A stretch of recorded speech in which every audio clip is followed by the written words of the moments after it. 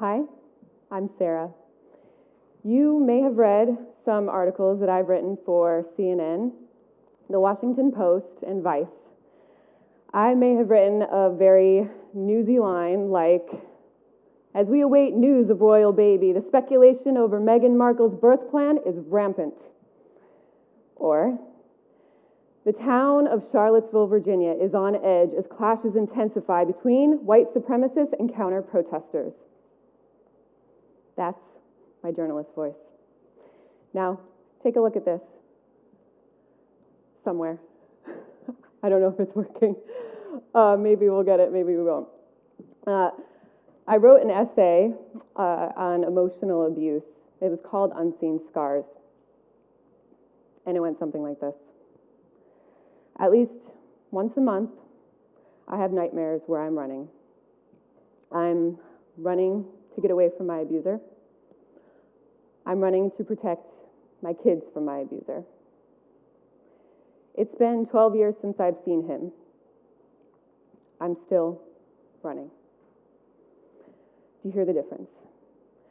That is my real voice. That is the voice that I use to stand up for my pain, my memories, and my truth without being sorry for any of it. The journalist version of my voice, I don't even know if that's me in there. It's surface, it's polite, could be anyone's voice.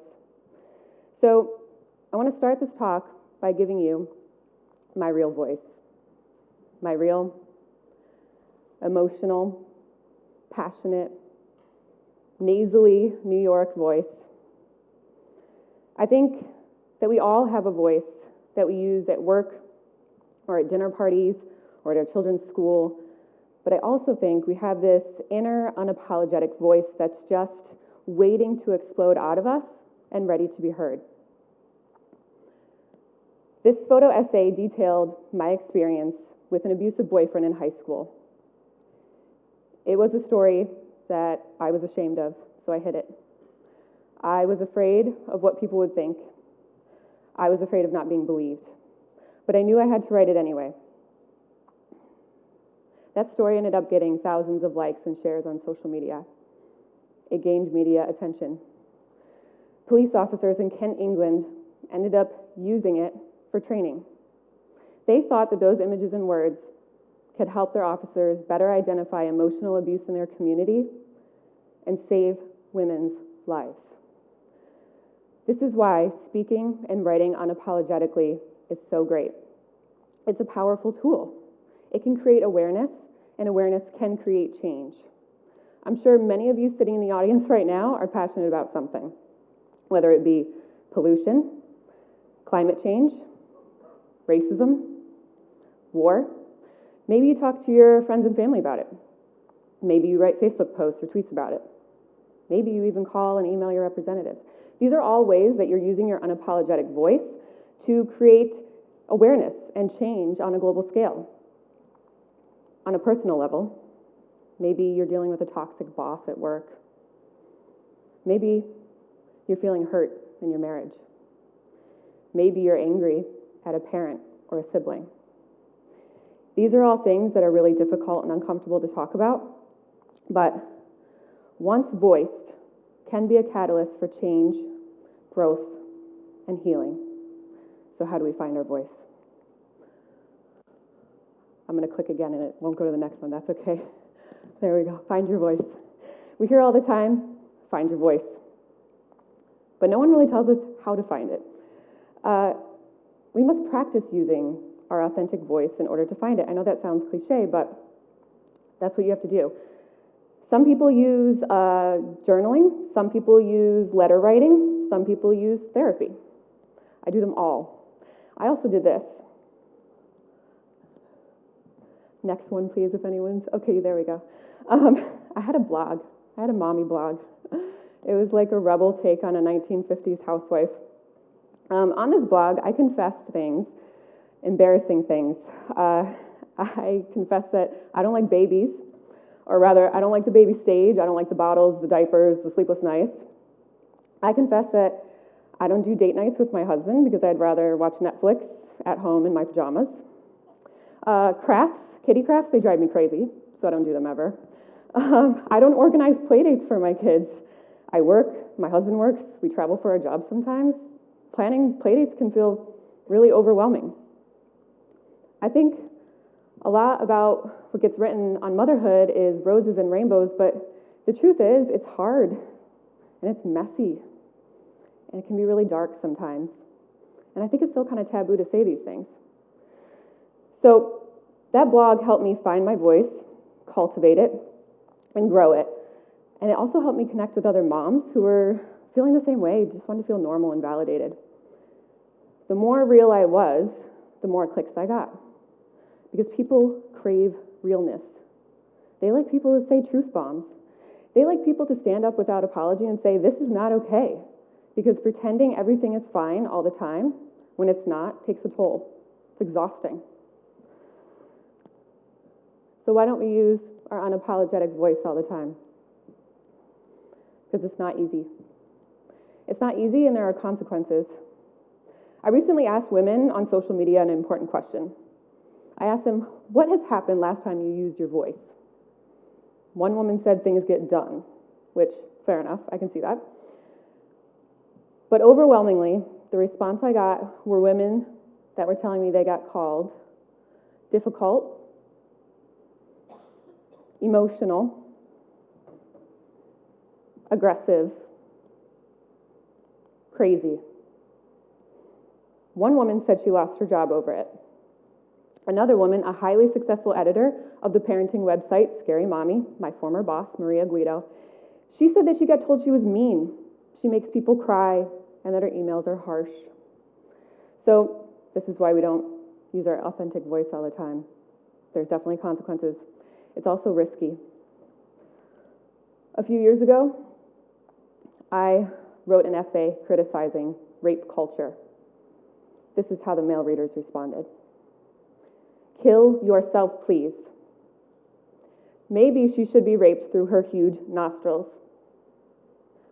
Time for the double-barrel mouthwash. I hope you burn in hell. Now, just so you know, I say that they're men because they proudly told me that they were men, part of a men's rights activist group. One man threatened to share my home address and the address of my children's school publicly on the internet. My kids were 5 and 6 when I dragged them to the police department to file that report. I remember my father calling me that night and saying, Sarah, maybe you should lay low, not write so much for a while. And I was like, Dad, this is the time I write more. I have to write more. Was it the safest response? Probably not. But was it the right response? I think so.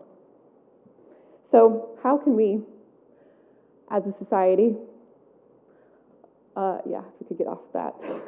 How can we, as a society and community, support each other in using our authentic voices, even when it's really risky to do so? I think the first thing that we have to do is stop being fake. Stop being fake.